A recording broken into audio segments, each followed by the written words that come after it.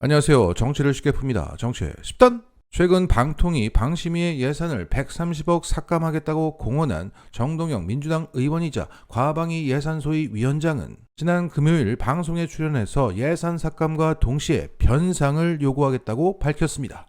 자, 그러니까 쓴 예산을 토해내라 이거죠. 자, 그 발언을 보시겠습니다. 방심위원장 같은 경우 해외 출장 가서도 말썽을 일으킨단 말이에요. 몇 천만 원씩 출장비 그거 변상시키려고 그럽니다. 어떻게 해요? 아니 해외 출장 가서 국제협력 업무 한다고 했는데 가서 그 보고서도 보니까 앞뒤가 안 맞고 국을 만나서 법정 제재 29건인가 방심위가 결정을 했는데 법원에서 29건 100% 제동이 걸렸잖아요. 가처분 다 인용되고. 그러면 이거 변상시켜야 합니다. 이것도? 그렇죠. 변호사 비용. 변호사 비용. 왜냐하면 이제 피소돼가지고 그거 변호사 비용 보니까 대개 한 800만 원, 900만 원씩 그 수임 쭉 했더라고요. 변호사들은 좋죠. 소송이 늘어나니까. 그런데 그 소송비만 2억 6천만 원 썼는데 2억 6천만 원 작다면 작을 수도 있지만 엄청난 돈입니다. 국민의 세금을 이게 안 써도 될 비용을 그렇게 국비를 낭비한 거거든요. 국민의 세금을. 지금 의원들께서 이거 변상시켜야 된다 이렇게 그 결산에서 5가지 종류가 있어요. 맨 위가 변상 조치하는 거고, 그다음 징계하는 거고, 시정하는 거고, 경고하는 거고, 주의하는 거 5단계가 있는데 변상은 토해내는 거죠. 국회 기능이 그런 거 아닙니까? 세금 있는 곳에 대표 있다. 이게 대의민주주의의 출발이란 말이에요. 세금 피와 땀과 눈물로 낸 세금, 모은 세금인데 그 세금을 이렇게 허투루 쓰면 입법자이면서 동시에 세금의 감시자인데 의회에서 이런 그 허투루 쓴 세금에 대해서는 변상 조치도 해야 하고 징계도 해야 되고 그렇게 생각합니다. 그럼 변상을 요구하면 이후 절차가 어떻게 되나요? 재판 가는 겁니까? 어떻게 되는 겁니까? 변상을 요구하는 경우에는? 그 국회에서 의결하면은 아마 이의제기를 하고 그런 절차가 있겠죠. 예. 아무튼 그러면 과방위 차원에서는 지금까지는 그런 일이 그러니까 없었죠. 저도 생소해서 여쭤보는 거예요. 근데 분명히 지금까지는 관례적으로 제일 센 조치가 시정 정도입니다. 시정 요구 정도. 그렇죠. 그럼 주의 경고 이런 건데. 그러니까 과방위 차원에서 그 예산을 삭감을 했다고 쳐요. 근데 예결위로 넘어가잖아요. 거기서 다시 복원. 예결위에서는요. 상임위원회에서 삭감한 예산은 상임위원회 동의가 없으면 다시 원상 안 됩니까? 증액이 안 됩니다. 그러니까 상임위원회에서 삭감 의결하면 예결위에서는 증액 못 합니다. 알겠습니다. 그러니까 130억 예산 삭감은 물론 쓴 해외 출장비 플러스 변호사 비용을 변상시키겠다. 집행된 예산의 변상 조치는 국회 예산심의 권한 중 가장 강력한 조치로 사상 초유의 일입니다. 물론 방통위 방심위의 이의제기는 있겠지만 정동영 예산소위 위원장이 주관하고 있는 과방위의 예산소위에서 결정 내리면 상위 기관인 예결위는 정동영의 결정을 따를 수밖에 없다. 그리고 그 예결위도 민주당이 위원장으로 있기 때문에 이것을 막을 리 없다.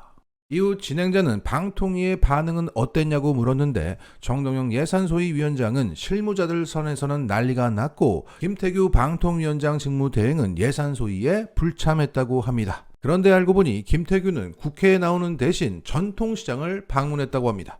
자, 이렇게 사진도 찍으시고 정치적 활동을 하고 있었던 겁니다. 여기에 정동영 의원은 강한 유감의 뜻을 표했습니다. 이렇게 되면서 더 강력한 변상 조치가 예상됩니다. 민주당에서 예산 삭감 트렌드를 선도했던 정동영 의원이 가장 강력한 초유의 변상 조치를 들고 나왔습니다. 이제 민주당은 예산 삭감을 넘어 변상으로 간다. 뉴스토마토가 쏘아올린 김건희 총선 개입 사태는 현재 김건희의 국정농단과 이준석의 국정농락 두 축으로 이해가 됩니다.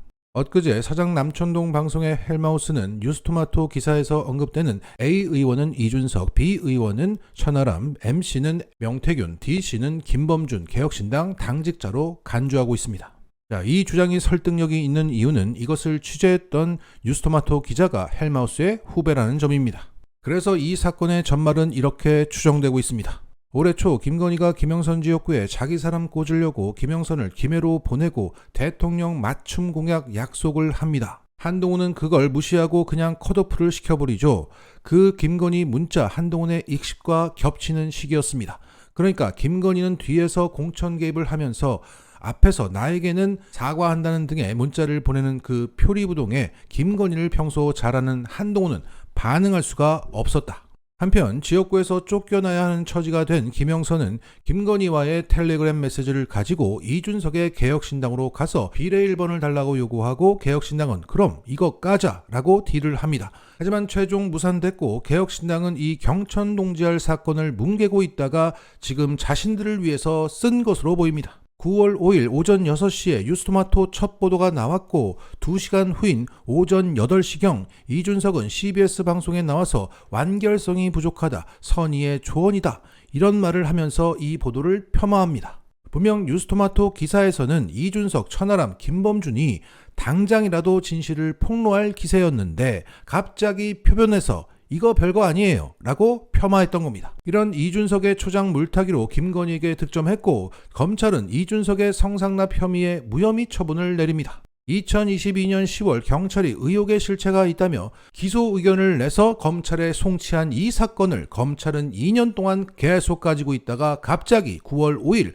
무혐의 결정을 내린 겁니다. 결국 이 사태는 김건희가 공천에 개입해 맞춤 공약을 약속한 국정농단 사건인 동시에 이준석과 개혁신당 아이들이 김건희 목줄을 쥐고 들었다 놨다 하면서 무혐의 처분이라는 개이득을 얻은 사건으로 간주되고 있습니다. 현재 이 스토리를 다 공유하고 있는 기자들과 평론 업계에서는 정치를 게임하듯 하는 이준석을 멀리해야 한다는 얘기가 돌고 있습니다. 그런데 이런 이준석을 두고 존경한다, 사위를 삼고 싶다는 민주당 정치인들이 있습니다. 한심합니다. 이제 이준석이라는 인물은 비판의 대상을 넘어 혐오, 경계의 대상이 되고 있습니다. 이준석과 엮이면 안 된다는 거죠. 자, 이런 가운데 이 사건의 내막을 헬마우스만큼이나 잘 알고 있는 신인규 변호사는 이런 글을 올렸습니다. 이준석 대표는 이 시기 대선과 지방선거를 모두 치렀다. 김건희와 원팀으로 선거를 승리했는데 당시 이준석은 공관위원장으로 정진석 의원, 현재 대통령 비서실장을 임명했다. 정진석 임명은 자의였는가 아니면 김건희의 개입이었는가 이것을 밝혀야 한다.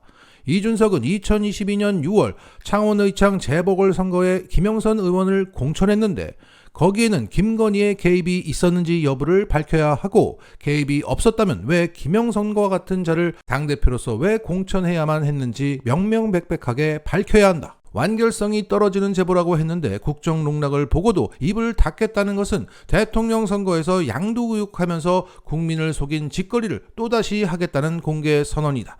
영부인의 공천 개입이 얼마나 중대한 국정농락인지 그 심각성을 안다면 허탈한 말장난으로 국민을 속일 게 아니라 김영선 텔레그램 진실을 솔직하게 밝히고 국민 앞에 진상을 알려야 한다. 그렇지 않고 비열하게 침묵하며 김건희를 감싸고 둔다면 이준석도 공범이다. 국정농락의 중대범죄의 방조범이 될 뿐만 아니라 증거 인멸도 된다. 신중하게 처신하시라.